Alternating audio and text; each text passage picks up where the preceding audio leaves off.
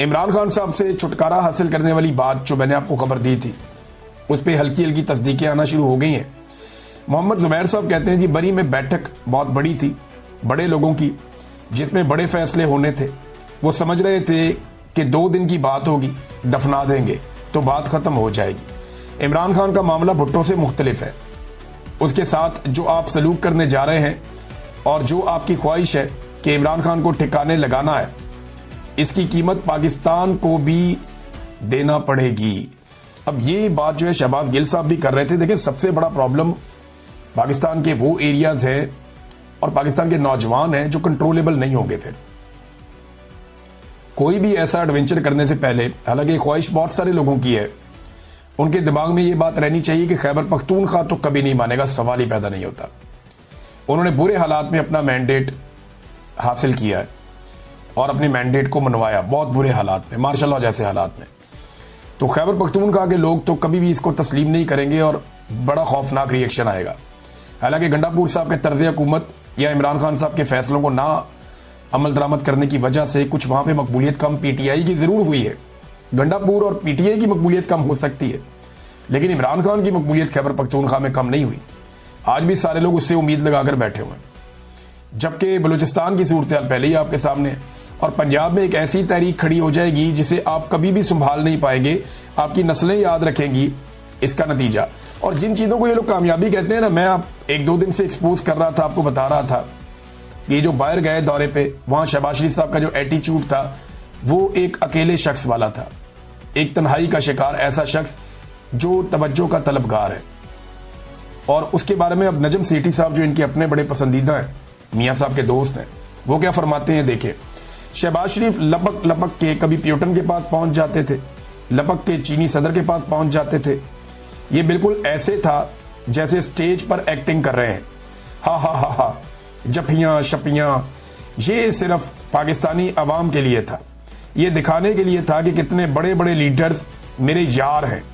इतने मंजे हुए लीडर्स के साथ हा हा हा हु वाली इससे बात नहीं बनती, ये नजम सेठी साहब ने कहा। तो देखें, इसमें कोई खारची महाज पे तो कामयाबी है नहीं। आपको चंद तस्वीरें मिल गई हैं और लोग ये कहें कितना हल्का आदमी है, इसके पास एटमी मुल्क है और इसको वजीर आजम बनाया हुआ है, ये दौड़ दौड़ के हमारे पीछे आके मिलता है। हम जब छोटे थे ना, तो हमारे 1-2 दोस्त हुआ करते थे ऐसे जो बड़े मशहूर थे, जबरदस्ती मिलने वाले। वो हम घर में हैं, वो अंदर घुस जाते थे, जी हमने मिलना है, भाई से मिलना है। वो दरवाजे के बाहर ही खड़े हो जाते थे, ये निकलेगा तो इसको हम मिलेंगे। वो बंदा सो रहा होता है, किसी वक्त पढ़ रहा होता है, लेकिन वो जबरदस्ती मिलने, उनका नाम ही हमने ये रखा था, जबरदस्ती मिलने वाले। तो वो डिस्टर्ब करते थे हर एक को। अच्छा, उन्होंने ना ये काम कर करके अपनी वैल्यू खराब की। तो शहबाज शरीफ साहब जो है ना, वो उसी तरह का काम कर रहे हैं, अपनी वैल्यू को खराब कर रहे हैं। इमरान खान की बहन जो हसन नियाज़ी की वालदा हैं, नौरीन खानम साहबा, वो ये कहती हैं कि उस दिन जब मेरे बेटे पे इल्ज़ाम यही है ना उनके बेटे पे कि उसने पतलून उठाई थी फौज की, उसको 10 साल सजा दे दी। तो वहाँ पे कदीर नाम का बच्चा था, नौजवान, उसके सर में गोली मारी गई थी, उसका भेजा बाहर आ गया था, जिसके रिएक्शन में लोगों ने वहाँ पे ये किया। तो सीसीटीवी फुटेज क्यों गायब की गई? इसीलिए कि उसको गोली किसने मारी है। दूसरा, वो एक हमारा इस्लाम भी कहता है कि एक इंसानी जान की हुर्मत जो है वो काबे की हुर्मत से ज़्यादा है। तो एक पतलून की हुर्मत जो है वो किसी इंसानी जान से ज़्यादा कैसे हो सकती है? पतलून उठाने के जुर्म में हसन नियाज़ी जो है वो बंद है 10 साल के लिए, जबकि जिसके सर में गोली मारी गई बच्चे के, उसका कातिल आज तक कोई पता नहीं किसने मारी, क्यों मारी। और इसके अकेले के सर में गोली नहीं मारी गई, उस दिन दर्जनों लोग शहीद कर दिए गए थे, और वो लोग सारे वही थे जो एहतजाज करने के लिए गए थे कंटोनमेंट्स के इलाकों में पाकिस्तान भर में। नाज़रीन, पाकिस्तान तहरीक इंसाफ ने ऑपरेशन रद्दुल मुनाफिकीन का ऐलान किया है और उन्होंने कहा जी कि हमने गिलगित बल्तिस्तान से जिन लोगों ने पाकिस्तान तहरीक इंसाफ के साथ गद्दारी की या इमरान खान साहब के साथ गद्दारी की, हमने उन सारों को निकाल दिया है पार्टी से। तो ये रद्दुल मुनाफिकीन जो है वो इमरान खान साहब वक्तन फवक्तन करते रहते हैं। एक पॉलिटिकल पार्टी ऐसी ही बनती है, अगर ये अमल जारी रहता है पॉलिटिकल पार्टीज के अंदर, तो एक वक्त आएगा कि पॉलिटिक्स के अंदर जो खराबियां हैं वो बेहतर होना शुरू हो जाएंगी। और बाकी पॉलिटिकल पार्टीज को भी ये करना चाहिए कि जो लोग धोखा दें, एस्टेब्लिशमेंट के कहने पे चलें या अपनी पार्टी लीडरशिप के अहकामात की खिलाफवर्जी करें, उनके खिलाफ एक्शन जरूर लिया जाए। मैं नाज़रीन इस वीलॉग के आखिर में एक बड़ी ज़रूरी बात कहना चाहता हूँ। हमें ये बात सबको समझनी पड़ेगी पाकिस्तान से बाहर कुछ सोशल मीडिया के लोग मौजूद हैं, पाकिस्तान के अंदर भी मौजूद हैं। पाकिस्तान के बाहर भी सियासतदान मौजूद हैं, पाकिस्तान के अंदर भी मौजूद हैं। कुछ सहाफ़ी जो है उन्हें पाकिस्तान से बाहर आना पड़ा, कुछ पाकिस्तान के अंदर भी मौजूद हैं। हर एक के हालात मुख्तलिफ हैं। मैं अपनी बात करता हूं कि मैं पाकिस्तान के अंदर जो बातें कर पाता था, जैसे मैं काम कर रहा था, मैं यहां पे आके वही काम कर रहा हूं तो मैं ज़्यादा आसान महसूस कर रहा हूं। यही बातें जब मैं पाकिस्तान में करता था तो बड़ी फिक्र होती थी मेरे दोस्तों को, मेरे साथियों को, मेरी फैमिली को, मुझे खुद भी, कि मैंने अब ये बातें कर तो दी हैं, इसका रिएक्शन आएगा, और आता भी था। तो पाकिस्तान के अंदर आपके हालात कुछ और होते हैं, पाकिस्तान के बाहर कुछ और होते हैं। तो हम एक दूसरे को तनकीद का निशाना बनाते हैं, चाहे सोशल मीडिया पे हो, चाहे मीडिया के लोग हों, चाहे बाकी लोग हों। देखिए, हमें सबको मार्जिन देना चाहिए। हर एक के हालात अलग है।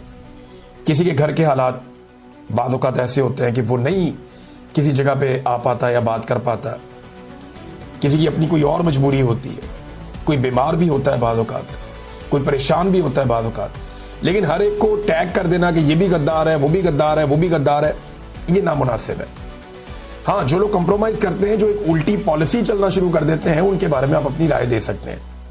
मिसाल के तौर पे कोई एक आदमी उठता है, चले पीटीआई की एग्जांपल ले लें, एक आदमी उठता है और इमरान खान के नजरिए के खिलाफ हो जाता है, उसको आप कह सकते हैं कंप्रोमाइज है, गलत कर रहा है।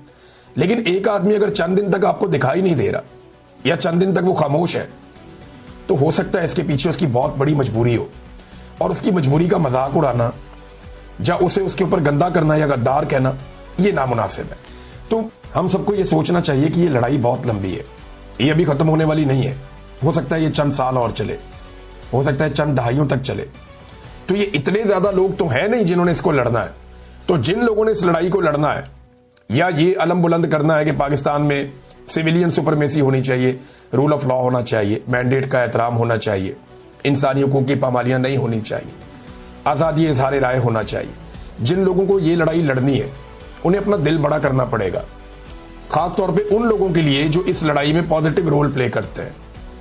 देखें, ये ऐसा भी होता है ना कि एक आदमी ने लड़ाई लड़ी लंबी है, थोड़ा पॉज भी लेता है बंदा। सारे इमरान खान नहीं होते कि वो लड़ते ही चले जाए, लड़ते ही चले जाए, लड़ते ही चले जाए। अगर ये सारे इमरान खान होते तो फिर मसला ही क्या था? फिर तो कोई मसला ही नहीं था। सब इमरान खान नहीं हो सकते। तो जो पाकिस्तान से बाहर बैठे हुए लोग हैं उन्हें भी समझने की जरूरत है, जो पाकिस्तान के अंदर बैठे हुए लोग हैं उन्हें भी समझने की जरूरत है। एक दूसरे को ताने देने की बजाय फोकस वहां रखें जहां से पाकिस्तान को नुकसान पहुंचाया जा रहा है। कोई शख्स कभी पहली लाइन में आके लड़ेगा, कभी आखिरी लाइन में जाके लड़ेगा। तो इस पे किसी को गद्दार कहना या उसके साथ ज्यादती करना, ये नामुनासिब है। हाँ, ये जरूर